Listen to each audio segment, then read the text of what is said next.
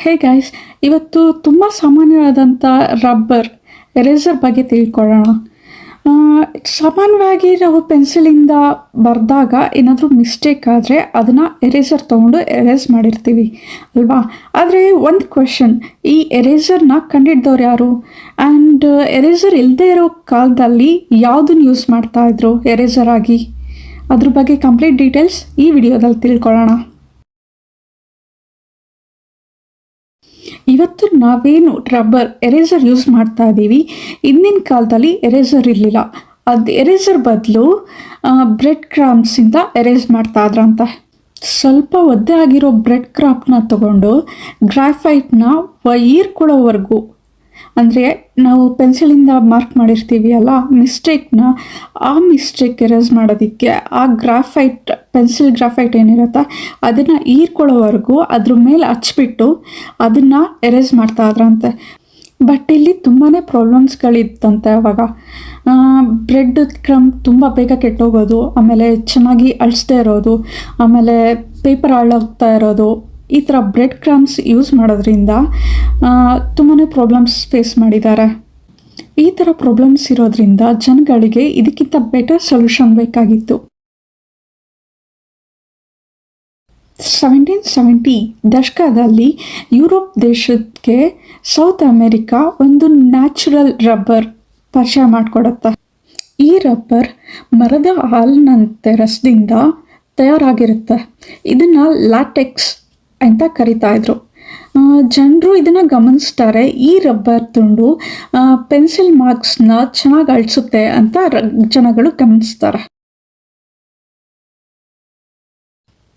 1770ರಲ್ಲಿ British scientist ಒಬ್ಬರು Joseph ಪ್ರಿಯಸ್ಲೆ ಅನ್ನೋ ವ್ಯಕ್ತಿ ಈ ರಬ್ಬರ್ನ ಪೆನ್ಸಿಲ್ ಮಾರ್ಕ್ಸ್ಗೆ ಅಳಿಸ್ಬೋದು ಅಂತ ದಾಖಲೆ ಮಾಡ್ತಾರೆ. ಜೋಸೆಫ್ ಅವರು ಹೇಳ್ತಾರೆ, rubber is excellently adapted to the purpose of wiping from paper the marks of black lead pencil. ಇದರಿಂದ ರಬ್ಬರ್ ಅಳಿಸೋದು ಸಾಧನವಾಗಿ ಪ್ರಸಿದ್ಧವಾಗುತ್ತೆ. ಅದೇ 1770 ಸಮಯದಲ್ಲಿ ಎಡ್ವರ್ಡ್ ನಾಯರ್ನ್ ಎಂಬ ಇಂಗ್ಲಿಷ್ ಇಂಜಿನಿಯರ್ ಮೊದಲ ಬಾರಿಗೆ ರಬ್ಬರ್ನ ಎರೇಸರ್ ರೂಪದಲ್ಲಿ ಮಾರಾಟ ಮಾಡ್ತಾರೆ. ಕಥೆಯ ಪ್ರಕಾರ ಅವರು ಬ್ರೆಡ್ ಕ್ರಮ್ನ ಬದಲು ರಬ್ಬರ್ ತುಂಡುಗಳನ್ನ ತೆಗೆದು ಅಳಿಸ್ತಾರೆ. ಆದರೆ ಅದರಿಂದ ಬೆಟರ್ ರಿಸಲ್ಟ್ ಕಾಣಿಸುತ್ತೆ. ಅದಾದಮೇಲೆ ಅವರು ರಬ್ಬರ್ ತುಂಡುಗಳನ್ನ ಎರೇಸರ್ ಆಗಿ ಮಾರಾಟ ಮಾಡಲು ಆರಂಭಿಸ್ತಾರೆ. ಆದರೆ ಇಲ್ಲಿ ಕೂಡ ಅವರು ಪ್ರಾಬ್ಲಮ್ನ ಫೇಸ್ ಮಾಡ್ತಾರೆ. ಈ ನ್ಯಾಚುರಲ್ ರಬ್ಬರ್ನ ಬೇಗ ಹಾಳಾಗ್ತಾ ಇತ್ತಂತೆ, ಆಮೇಲೆ ಬಿಸಿಲಿಗೆ ತುಂಬ ಬೇಗ ಕರ್ಗೋಗೋದು, ಚಳಿಗೆ ತುಂಬ ಗಟ್ಟಿ ಆಗ್ತಾ ಇತ್ತಂತೆ. ನಂತರ 1839ರಲ್ಲಿ ಚಾರ್ಲ್ಸ್ ಗುಡ್ ಇಯರ್ ಅನ್ನೋ ವ್ಯಕ್ತಿ ವ್ಯಾಲ್ಕನೈಸೇಷನ್ ಎಂದು ವಿಧಾನ ಕಂಡುಹಿಡಿತಾರೆ. ಈ ವಿಧಾನದಲ್ಲಿ ರಬ್ಬರ್ಗೆ ಸಲ್ಫರ್ ಆ್ಯಡ್ ಮಾಡ್ತಾರೆ, ಆಮೇಲೆ ಟೆಂಪ್ರೇಚರಲ್ಲಿ ಬಿಸಿ ಮಾಡ್ತಾರೆ. ಇದರಿಂದ ರಬ್ಬರ್ ಜಾಸ್ತಿ ಸ್ಟ್ರಾಂಗೆಸ್ಟ್ ಆಗುತ್ತೆ, ಆಮೇಲೆ ಲೆಂಗ್ದಿಯಸ್ಟ್ ತುಂಬ ಬೇಗ ಕೆಡ್ದಂಗೆ ಜಾಸ್ತಿ ದಿನ ಬಾಳಿಕೆ ಬರೋ ಥರ ಆಗುತ್ತೆ. ಈ ಆಧುನಿಕ ಎರೇಸರ್ ತಯಾರಿ ಮಾಡೋದಕ್ಕೆ ಮಹತ್ವದ ಹೆಜ್ಜೆ ಆಗಿದೆ.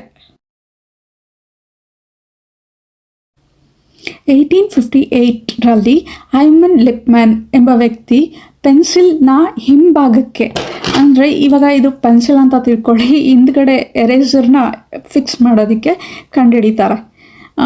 ಇದರಿಂದ ಒಂದು ಏನಂದರೆ ಇವಾಗ ಪೆನ್ಸಿಲಿಂದ ಬರೆದ್ಬಿಟ್ಟು ಅದೇ ಎರೇಸರಿಂದ ಎರೇಸ್ ಮಾಡೋದಕ್ಕೆ ಆ ಥರ ಸಕ್ಸಸ್ ಮಾಡ್ತಾರೆ.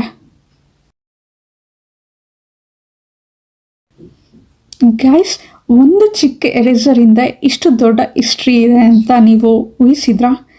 ಮೊದಲಿಗೆ ಬ್ರೆಡ್ ಕ್ರಮ್ನ ಬಳಕೆ, ನಂತರ ನ್ಯಾಚುರಲ್ ರಬ್ಬರ್, ಆ ನ್ಯಾಚುರಲ್ ರಬ್ಬರ್ನ ಜೋಸೆಫ್ ಪ್ರಿಯಸ್ಲೆ ಅವರು ದಾಖಲೆ ಮಾಡೋದು, ಆಮೇಲೆ ಎಡ್ವರ್ಡ್ ನಾಯರ್ನ್ ಮಾರಾಟ ಮಾಡೋದು, ಆಮೇಲೆ ಚಾರ್ಲ್ಸ್ ಗುಡಿಯರ್ ಅದನ್ನು ಸುಧಾರಿಸ್ತಾರೆ. ಇಂದು ನಾವು ಸುಲಭವಾಗಿ ಬಳಸೋ ಎರೇಸರ್ ಹಲವು ವರ್ಷಗಳ ಪ್ರಯತ್ನ ಆ್ಯಂಡ್ ಆವಿಷ್ಕಾರದ ಫಲವಾಗಿದೆ.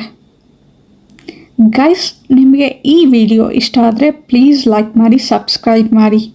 Thank you.